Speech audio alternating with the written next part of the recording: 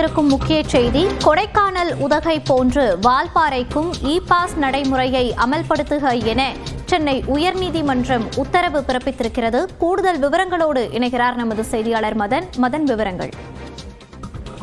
ஊட்டி கொடைக்கானலில் போக்குவரத்து நெரிசலை குறைக்கும் வகையில் எத்தனை சுற்றுலா வாகனங்களை அனுமதிக்கலாம் என்பது குறித்து உயர்நீதிமன்றம் உத்தரவின்படி தற்போது சென்னை ஐஐடி மற்றும் பெங்களூரு ஐஐஎம் நிறுவனங்கள் ஆய்வு செய்து வருகிறார்கள். இந்த நிலையில் இது தொடர்பான வழக்குகள் இன்று மீண்டும் விசாரணைக்கு வந்தது. அப்போது ஐஐடி மற்றும் ஐஐஎம் குழுவின் சார்பில் ஒரு இடைக்கால அறிக்கை தாக்கல் செய்யப்பட்டது. அதை பார்க்கும்போது ஊட்டிக்கு செல்லும் வாகனங்களின் எண்ணிக்கை குறைக்க வேண்டும், அரசு போக்குவரத்தை பயன்படுத்த ஊக்குவிக்க வேண்டும் உட்பட பல்வேறு பரிந்துரை வைக்கப்பட்டது. மேலும் டிசம்பர் மாதம் இறுதி அறிக்கை தாக்கல் செய்யப்படும் என்றும் அந்த அறிக்கையில் தெரிவிக்கப்பட்டது.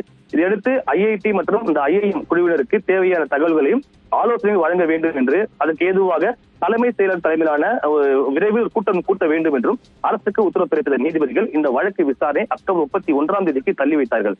அதே போல ஊட்டி கொடைக்கானலில் இ பாஸ் நடைமுறைப்படுத்தப்பட்டுள்ளதால் சுற்றுலா பயணிகள் அதிக அளவில் வால்பாறையில் குவிந்து வருவதாக அந்த தகவல் தெரிவிக்கப்பட்டது.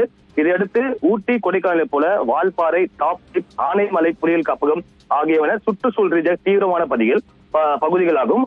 எனவே வால்பாறை செல்லும் அனைத்து வழிகளிலும் சோதனை சாவடிகள் அமைத்து இ பாஸ் வழங்கும் நடைமுறையை நவம்பர் 1 முதல் அமல்படுத்த வேண்டும்.